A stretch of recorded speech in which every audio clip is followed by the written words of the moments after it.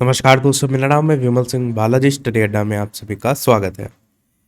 उत्तर प्रदेश लोक सेवा आयोग प्रयागराज को लेकर के कल मैंने आपको दिखाया था कि कितनी बड़ी संख्या में अभ्यर्थी जो है वहां पर पहुंचे थे अपनी मांगों को रखने को लेकर, एक शिफ्ट में एक एग्जाम कराने को लेकर के। तो उसी मांग को लेकर के फाइनली आयोग ने अपना पक्ष जो है वो रखा है, उसकी बात करेंगे। उससे रिलेटेड एक न्यूज़ भी है और एक कोर्ट जो रास्ता है उससे रिलेटेड भी न्यूज़ है। तो यहाँ पर दो तीन अपडेट एक साथ बात करेंगे।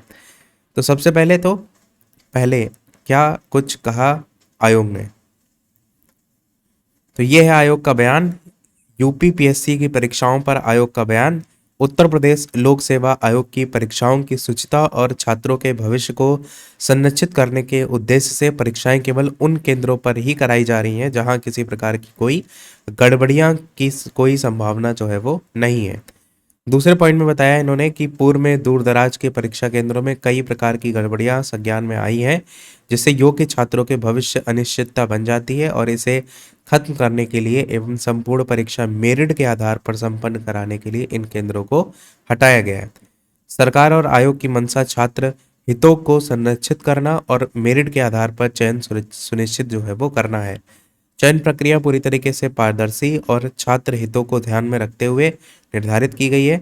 देश के अन्य जो प्रतिष्ठित आयोग हैं, संस्थान हैं, उनके द्वारा भी इसी प्रक्रिया का पालन जो है वो किया जाता है।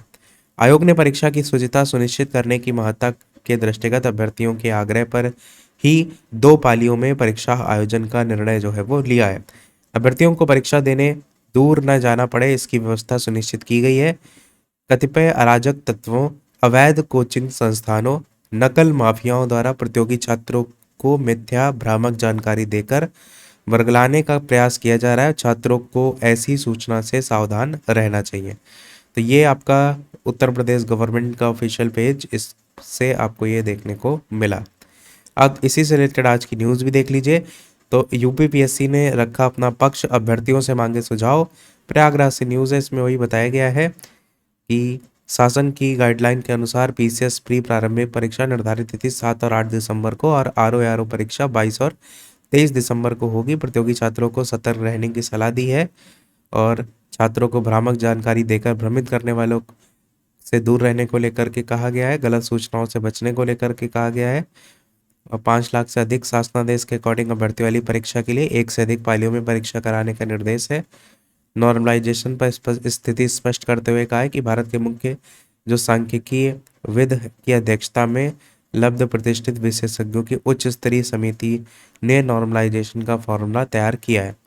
बाकी यहाँ पर तस्वीरें भी देख पाएंगे। लोक सेवा आयोग चौराहे पर 2 दिवसों में परीक्षा कराने को लेकर के जो कल आपको देखने को मिला था, प्रतियोगी छात्रों का हुजूम, उसको लेकर के।